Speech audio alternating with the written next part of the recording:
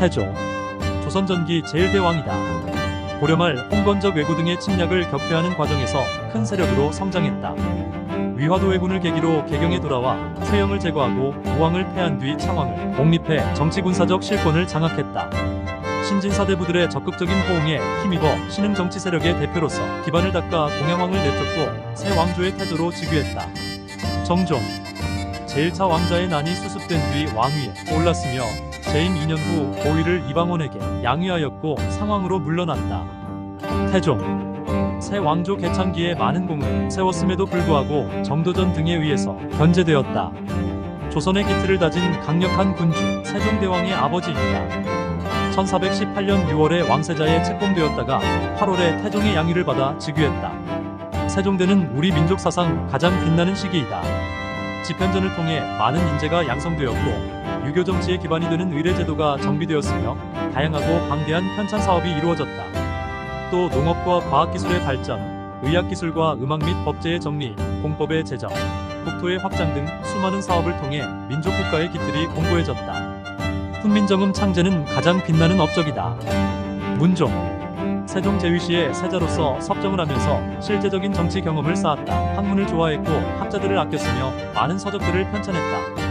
고려사 개찬과 고려사절유어, 편찬은 조선 왕조의 정치제도 문화의 정리를 위해서도 중요한 의의를 가진 사업이었다. 군제도 스스로 개혁안을 마련해 정비했다. 유학뿐 아니라 천문역 수산술에도 정통했고 서도에도 능했다고 한다. 그러나 몸이 허약해 제위 2년 4개월 만인 39세에 병사하고 나이 어린 세자 단종이 즉위했다. 단종, 문종의 아들로 어린 나이에 즉위, 숙부인 수양대군에게 왕위를 빼앗기고 상왕이 되었다.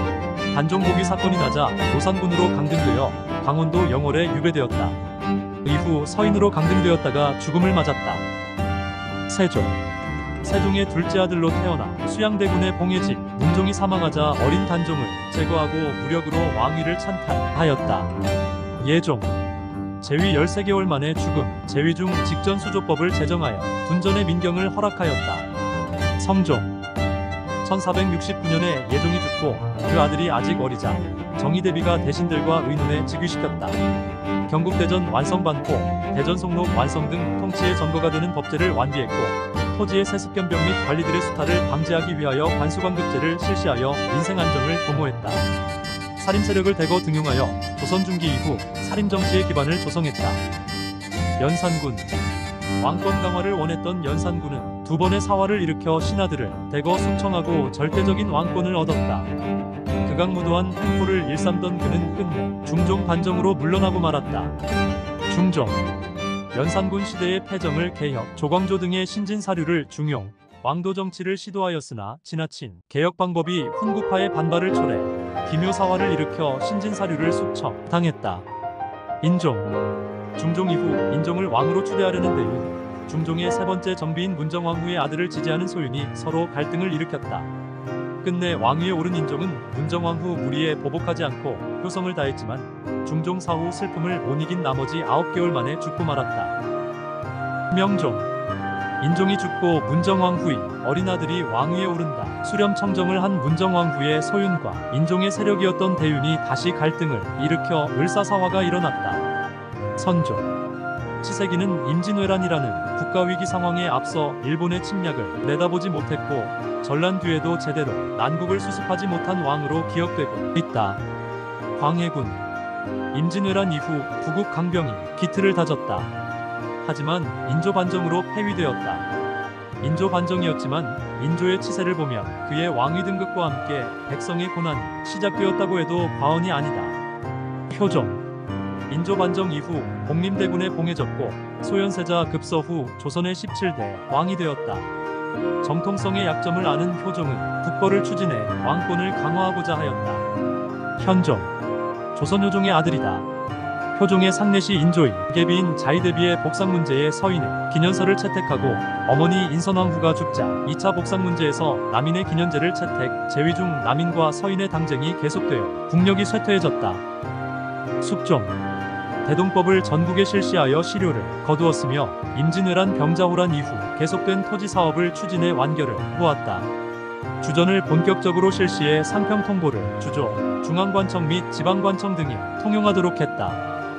경종, 숙종과 희빈장씨 사이에서 태어나서 곧 원자로 정해졌고 3세의 왕세자로 책봉되었다. 왕위에 올라서 4년의 재위기간 동안 연인군의 세제 책봉과 세제의 대리청정 문제 등으로 서론과 노론 사이에 격심한 정쟁이 있었지만 부왕인 숙종의 뜻을 지키고 백성을 우위한 정사를 펼치려 애썼다.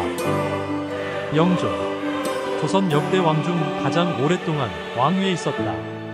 탕평 정책을 시행하였으며 균역법을 시행하고 청계천 준설, 신문고 설치 등을 통해 민생 정치를 폈다. 정조, 과거제도 개선을 위해 대관은 부장각을 통해 국왕이 직접 관장하여 많은 과패를 없앴다. 그의 갑작스러운 죽음으로 그가 재위기간에 추진했던 각종 정책은 대부분 폐기되었다. 순종, 몇몇 가문의 권력에 휘둘렸으나 왕의 힘을 강화하기 위해 노력했다. 하지만 세도 정치에 빠진 조선은 구하지는 못했다. 헌종, 8세 때 임금이 되었고 할아버지 순조 시대부터 이어져 온 세도 정치를 막지 못했다. 조선은 세금 제도가 엉망이 되고 이양선이 나타나는 등 나라 안팎으로 혼란이 계속되었다. 철종, 헌종이 후사 없이 죽자 대왕 대비 순원왕 후의 명으로 19세에 왕위에 올랐다. 농사를 짓다가 갑자기 즉위한 탓에 대왕 대비가 수렴 청정을 했다. 고종, 대한제국의 첫 번째 황제이다. 역사적 평가가 인색한 왕 가운데 하나다. 왕국의 책임이 그에게 있기 때문일 것이다. 순종, 대한제국기 제2대 황제이다. 한일신 협약을 체결했고 이에 따라 일본인의 한국 관리 임용을 허용하여 사실상 국내 정치는 일본인의 손으로 넘어갔다.